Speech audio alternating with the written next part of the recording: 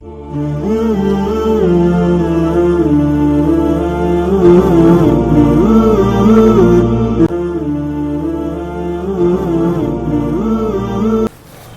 للہ وکفی وسلام علی عبادہ الذین اصطفی اما بعد۔ بات چل رہی تھی گزشتہ ہفتے اور یہ بات آئی تھی کہ تذکرہ ہوگا کہ جن لوگوں نے آپ کا تعاقب کیا تھا،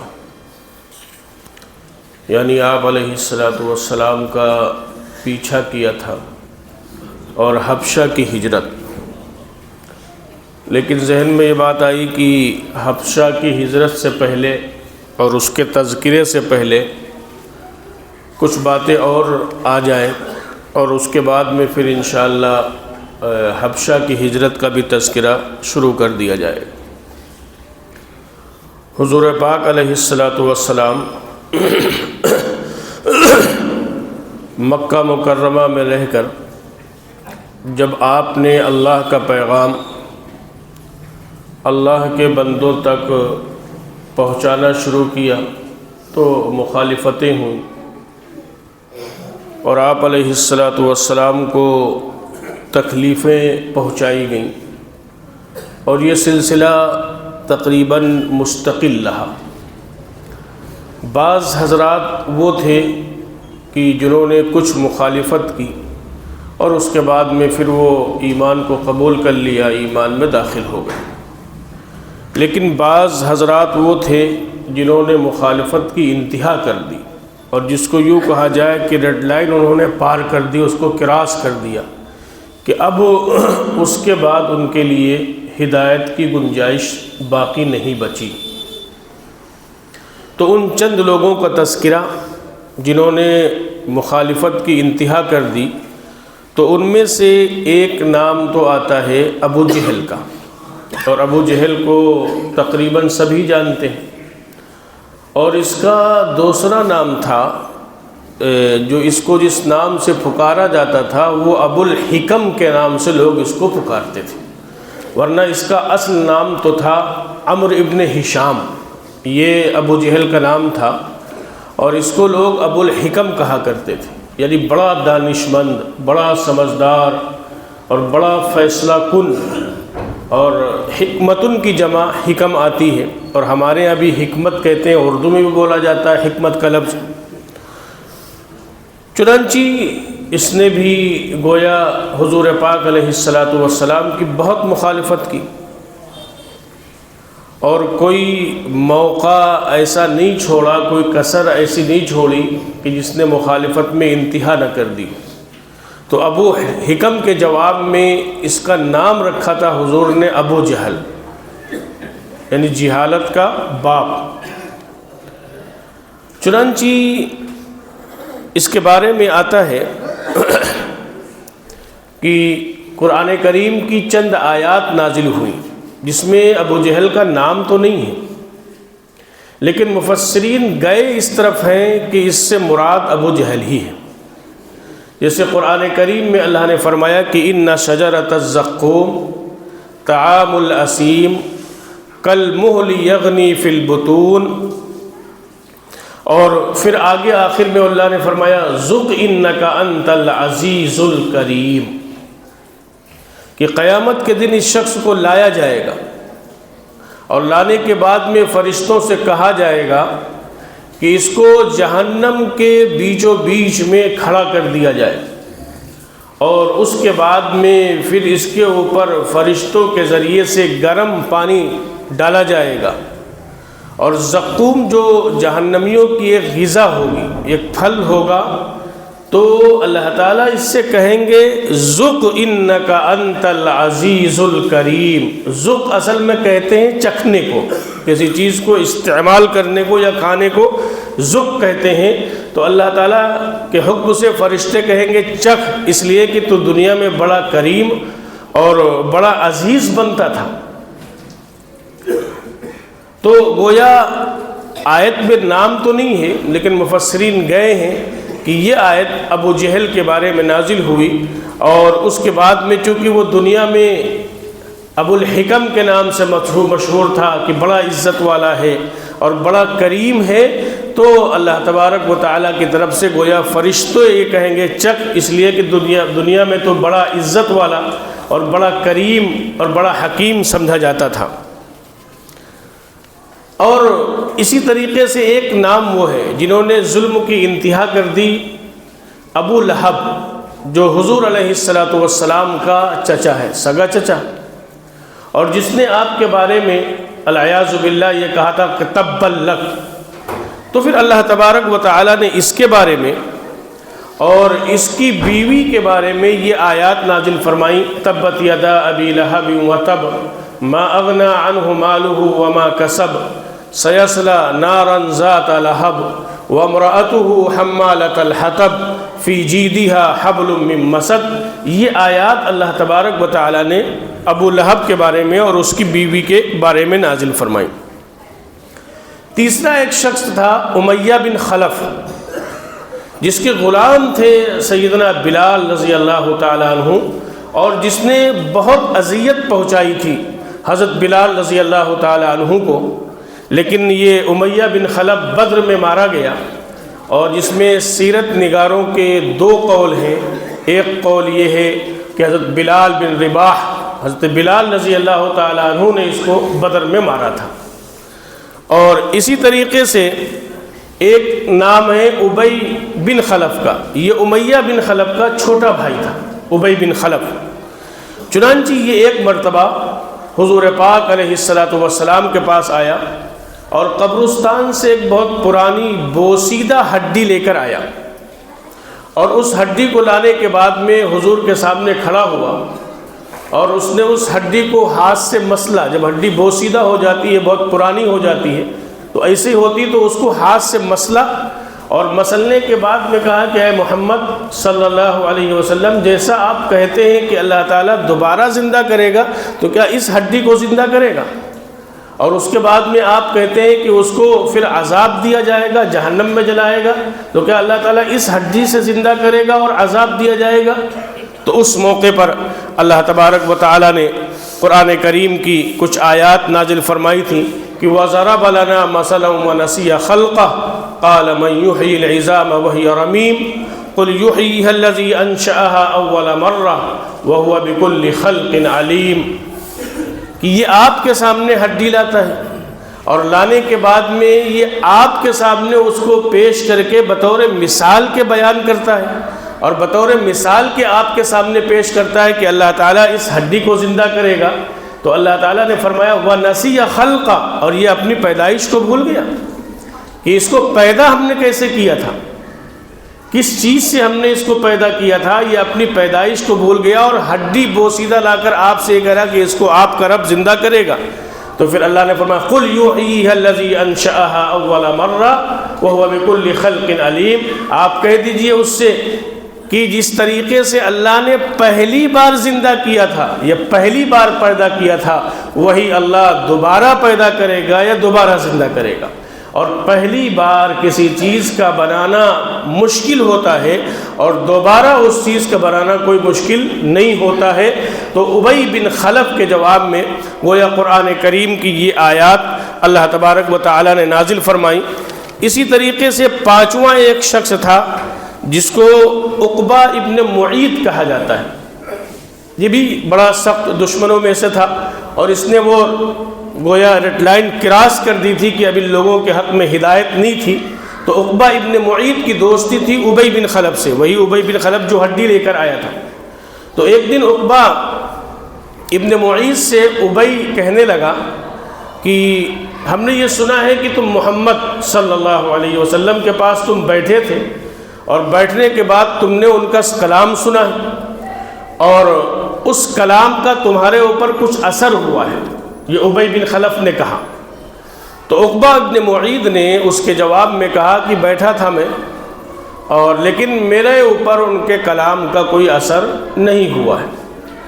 تو ابی نے کہا کہ تم جھوٹ بول رہے ہو، دوستی بہت ان کی اچھی تھی۔ تو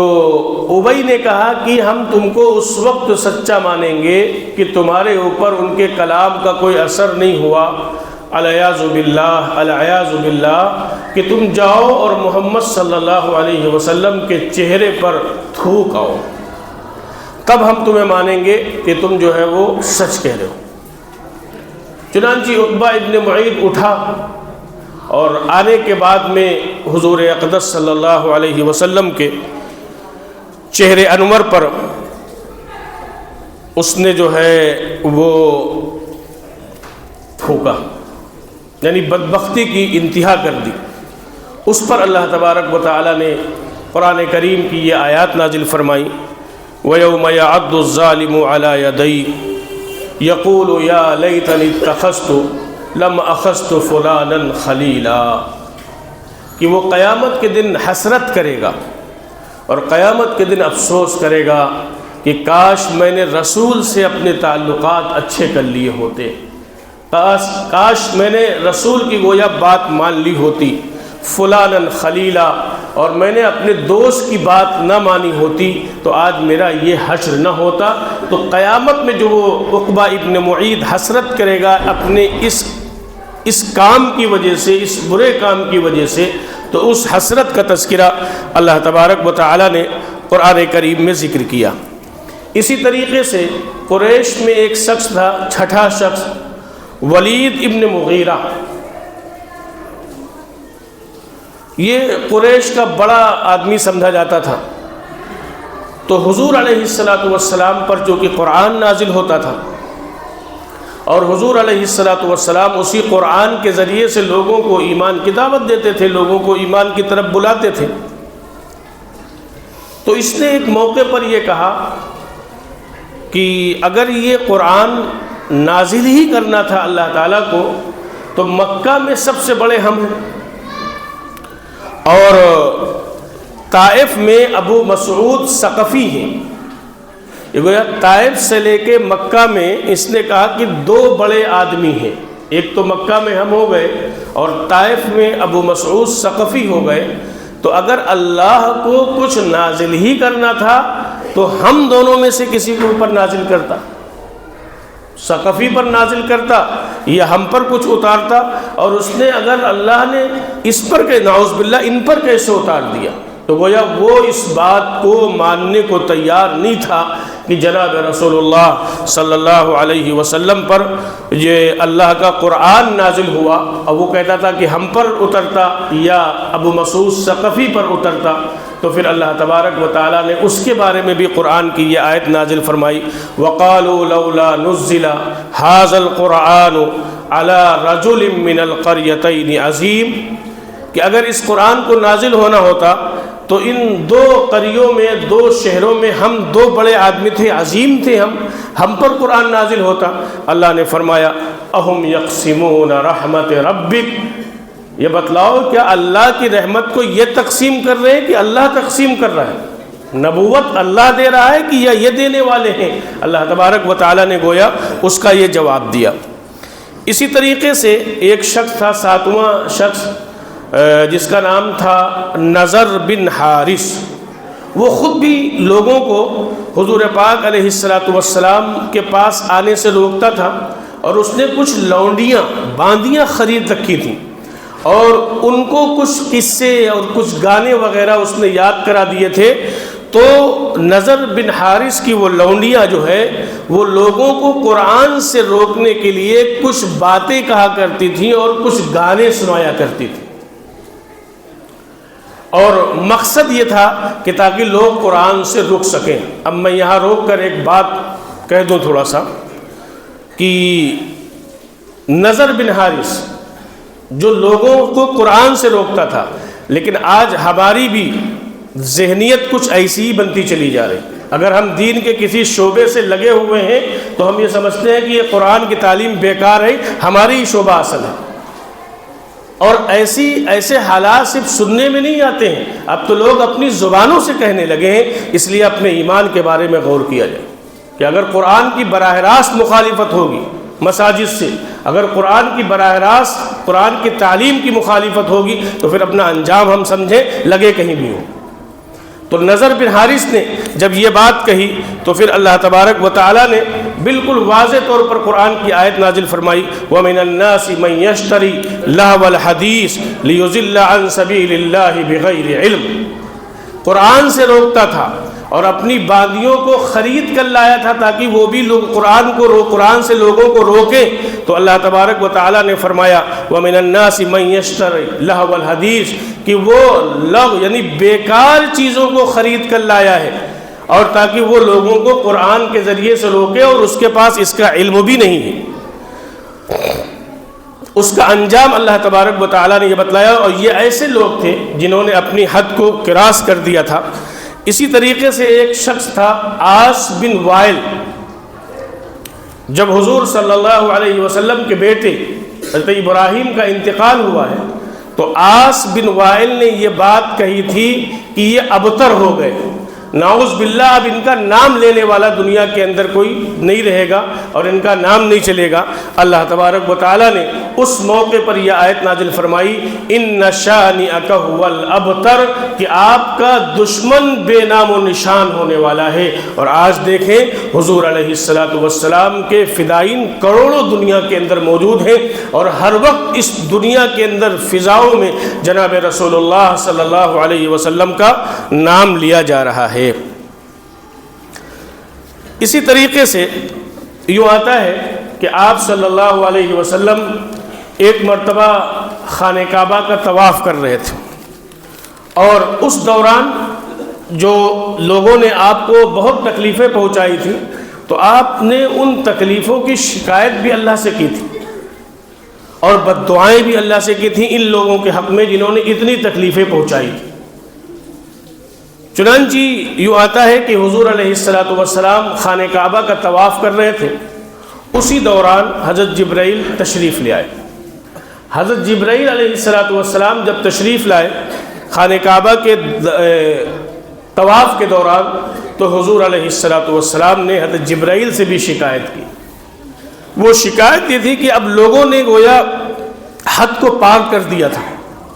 اور لوگوں نے تکلیف پہنچانے کی انتہا کر دی تھی،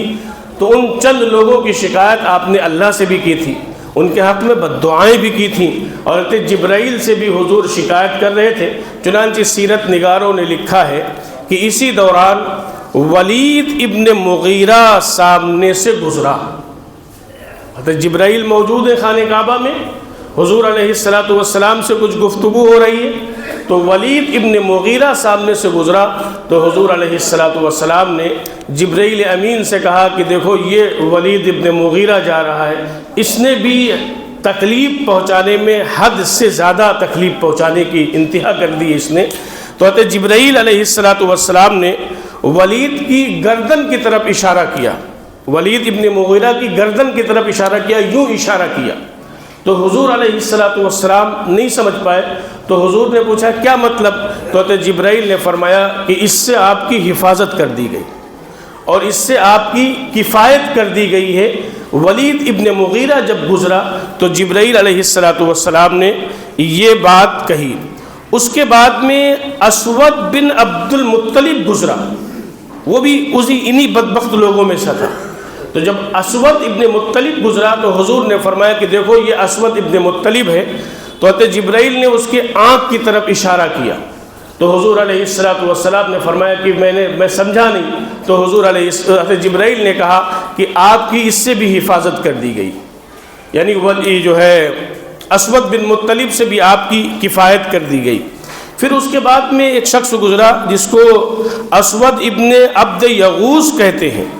تو جبرائیل نے اس کے سر کی طرف اشارہ کیا، حضور نے شکایت کی دیکھیے یہ آ رہا ہے، تو جبرائیل نے اس کے سر کی طرف اشارہ کیا اور کہا کہ آپ کی جو ہے اس شخص سے حفاظت کر دی گئی۔ پھر حارث ابن قیس گزرا، تو حضور نے فرمایا کہ یہ حارث ابن قیس بھی ان بدبخت لوگوں میں سے ہے، تو جبرائیل نے اس کے پیٹ کی طرف اشارہ کیا اور کہا کہ آپ کی اس سے حفاظت کر دی گئی ہے۔ اور اس کے بعد میں عاص بن وائل گزرا، وائل گزرا تو حضور نے کہا یہ عاص بن وائل جا رہا ہے، تو جبرائیل نے اس کے پیر کے تلووں کی طرف اشارہ کیا اور اس کے بعد میں کہا کہ آپ کی اس سے بھی حفاظت اور کفایت کر دی گئی۔ یہ تقریباً 5 لوگ ہیں۔ اور ایک نام اور آتا ہے ولید بن مغیرہ کا بھی، کہ جب وہ گزرا تو اس کے پیر کی طرف اشارہ کر دیا گیا، جبرائیل نے اشارہ کر دیا۔ تو اس سلسلے میں آتا ہے نہیں، ولید ابن مغیرہ جس کے گردن کی طرف اشارہ کیا، وہ جا رہا تھا ایک مرتبہ،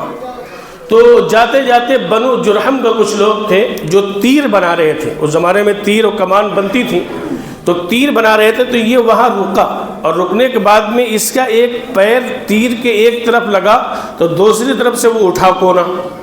تو تیر یوں رکھے ہو تو اگر آپ ایک طرف پیر رکھیں دوسری طرف کا اٹھتا ہے تو اس کی گردن میں لگا، اور وہ گردن میں جب لگا تو معمولی سی خراش آئی، وہ بظاہر بہت چھوٹی سی خراش تھی، معمولی سی خراش تھی،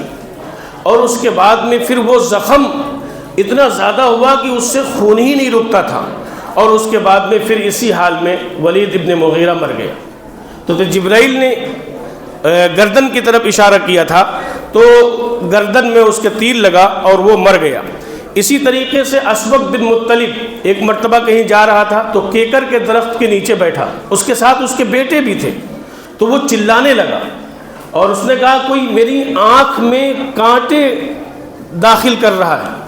تو اس کے بیٹے کہنے لگے کچھ نہیں، وہ تو کوئی یہاں کوئی ہے ہی نہیں، تو اس نے کہا مجھے ایسی چبھن محسوس ہو رہی کہ میرے آنکھ میں کانٹے چبھوئے جا رہے ہیں، چنانچہ وہ اندھا ہو گیا،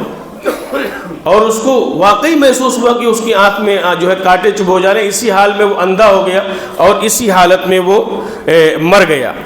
اسود ابن یغوث گزرا، اس کے سر کی طرف آپ نے اشارہ کیا تھا، اس کو کچھ پھوڑے پھنسے نکلے، اور اس کے بعد میں وہ اسی پھوڑی پھنسی میں جو معمولی تھی پھر وہ بہت بڑی ہو گئی، بڑی ہیبت ناک ہو گئی، اور پھر وہ اسی میں مر گیا۔ حارث ابن قیس گزرا تو جس کے پیٹ کی طرف آپ نے اشارہ کیا تھا تو اس کی آنکھ میں کچھ بل آ گیا، عام طور پر یہ ہو جاتا ہے، تو اس کا پخانہ منہ سے آنے لگا تھا، اور اس کے بعد میں پھر اسی حال میں وہ چند دن گزرا اور اس کے بعد میں پھر وہ مر گیا۔ اور اسی طریقے سے کچھ اور لوگوں کا، اسود کا کچھ اور لوگوں کا تذکرہ ہے کہ ایک شخص کی طرف جس کے پیر کے تلوے کی طرف آپ نے اشارہ کیا تھا، وہ اپنے خچر پر گدھے پر بیٹھ کر طائف کی طرف جا رہا تھا، اور اس کے بعد میں وہ اپنے اس سواری سے گرا اور کنارے لڑکتا ہوا گیا، تو وہاں کچھ کانٹے تھے، تو ایک کانٹا اس کے پیر میں چبھ گیا تھا جو معمولی سا تھا، لیکن وہی کانٹا جو ہے وہ اس کے لیے جو ہے وہ اذیتناک بن گیا، وہ بہت بڑا زخم ہو گیا، اور اس کے بعد میں پھر اسی میں اس کا انتقال ہو گیا اور وہ مر گیا۔ تو یہ جتنے لوگ تھے جنہوں نے آپ صلی اللہ علیہ وسلم کو اس طریقے سے اذیتیں اور تکلیف پہنچائی تھیں، تو ان حضرات کو بہرحال فطری موت کہا جائے یا فطری موت نہ کہا جائے، معمولی حادثاتی موت، تھوڑی تھوڑی تکلیفیں ہوئیں، اور اس کے بعد میں جبرائیل نے جن جن اشارات کیے تھے انہی اشارات میں ان حضرات کی موت ہوئی۔ اب بات آئی ہجرت کی، میں نے کہا تھا کہ حبشہ کی ہجرت، تو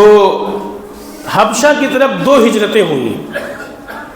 ایک ہجرت تو سن 5 نبوی میں ہوئی تھی، جس میں جو ہے وہ 11 مرد اور 5 عورتیں تھیں، 16 لوگ تھے۔ اب یہ بات ایک ذہن میں آتی ہے، آپ کے بھی آ سکتی ہے، کہ حضور علیہ السلام نے حبشہ ہی کی طرف ہجرت کا کیوں حکم دے دیا تھا؟ جب دین پر عمل کرنا مشکل ہو جائے تو پھر ہجرت کا حکم ہو جاتا ہے۔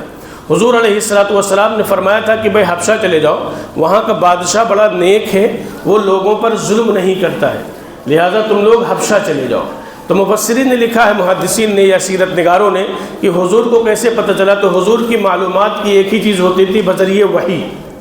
وحی کے ذریعے سے اللہ تعالیٰ بتلا دیا کرتے تھے۔ لیکن اس میں ایک واقعہ اور لکھا ہے کہ آپ کو یاد ہوگا، میں نے تذکرہ کیا تھا، آپ کی بچپن میں جنہوں نے پرورش کی تھی حضرت ام ایمن کا،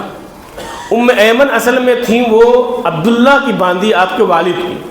اور ان کے انتقال کے بعد میں پھر حضرت آمنہ کے ساتھ رہیں، اور جب حضرت آمنہ کا انتقال ہوا ہے تو حضرت آمنہ کے انتقال میں زیادہ جو پرورش آپ کی ہے اس کے بعد وہ ام ایمن ہی نے کی ہے، اور وہ ام ایمن حبشہ کی رہنے والی تھی۔ کبھی کبھی حضور صلی اللہ علیہ وسلم کو جو کھانا پکا کر دیتی تھی، تو یہ مکہ میں جو کھانا پکتا تھا یہ بھی پکاتی تھی، کبھی الگ ڈش بناتی تھی اور یہ کہتی تھی کہ یہ ہمارے یہاں حبشہ میں بنتا ہے یہ کھانا، تو وہ کھانا بنا کر دیا کرتی تھی۔ یہی ام ایمن ہے جو آپ میں تذکرہ کروں تو آپ کے ذہن میں آ جائے گا۔ حضور نے فرمایا تھا کہ اگر کسی کو جنتی عورت سے شادی کرنی ہو تو ام ایمن سے کر لے، تو آپ نے جس کو اپنا منہ بولا بیٹا بنایا تھا حضرت زید بن حارثہ رضی اللہ تعالیٰ عنہ، انہوں نے ام ایمن سے نکاح کیا تھا، اور اس کے بعد میں ان کے ایک بیٹے تھے حضرت اسامہ رضی اللہ تعالیٰ عنہ۔ آپ نے اپنی وفات سے 2-3 مہینے قبل جو ہے ایک لشکر روانہ کیا تھا، جس کا امیر بنایا تھا، جس کا سپہ سالار بنایا تھا حضرت اسامہ رضی اللہ تعالیٰ عنہ کو، جن کی عمر اس وقت 17-18 سال کی تھی۔ اور حضرت اسامہ کے بارے میں کہا تھا حب النبی، کہ نبی ان سے بہت محبت کرتے تھے، اور ایک وجہ یہ تھی کہ ام ایمن جنہوں نے آپ کی پرورش کی تھی ان کے بیٹے تھے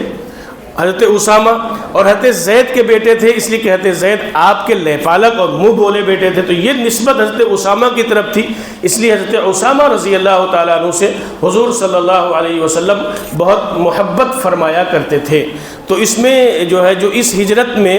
جو ہے وہ 16 لوگ تھے۔ پہلی جو حبشہ کی ہجرت ہوئی، دوسری پھر حبشہ کی ہجرت ہوئی، اور تیسری ہجرت وہ مدینہ منورہ کی ہوئی۔ تو پہلی ہجرت میں سب سے بڑا جو نام ہے وہ حضرت عثمان غنی رضی اللہ تعالیٰ عنہ کا، اور حضرت عثمان غنی رضی اللہ تعالیٰ عنہ کے ساتھ بنت رسول اللہ حضرت رقیہ رضی اللہ تعالیٰ عنہ بھی ساتھ تھیں۔ حضور نے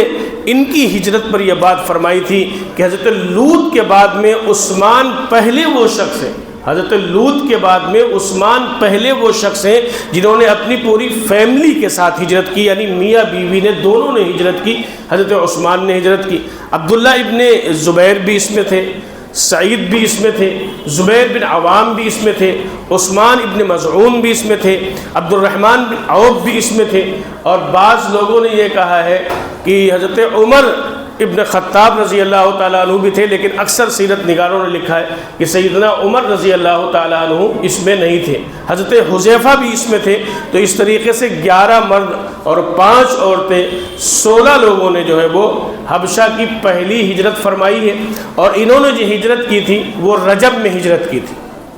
رجب میں ہجرت کی تھی، اور شوال میں یہ حضرات واپس آ گئے تھے۔ گویا 3 مہینے مکمل انہوں نے وہاں گزارے، اور چوتھے مہینے میں یہ واپس آ گئے تھے۔ اور واپس آنے کی اطلاع یہ ہوئی تھی کہ ان کو اطلاع ملی کہ حضرت حمزہ ایمان میں داخل ہو گئے اور حضرت عمر ایمان میں داخل ہو گئے، اور یہ بات صحیح بھی تھی کہ یہ دونوں حضرات ایمان میں داخل ہو گئے۔ دوسرے سیرت نگاروں نے لکھا کہ ان کو یہ اطلاع ملی تھی مکہ میں مسلمانوں کا غلبہ ہو گیا ہے، اور سارے مکہ کے لوگ ایمان میں داخل ہو گئے، تو اس وجہ سے یہ حضرات پھر جو ہے وہ ہجرت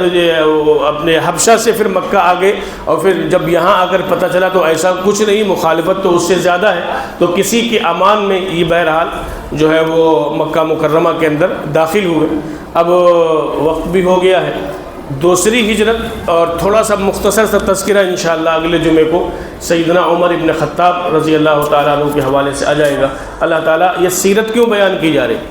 ایسا تو نہیں کہ میری معلومات میں اضافہ ہو جائے، آپ کی معلومات میں، سیرت اس لیے بیان کی جاتی تاکہ ہم بھی سیرت کی روشنی میں زندگی گزارنے والے بنیں، اور آپ کی بھی سیرت کی روشنی میں زندگی گزارنے والے بنیں۔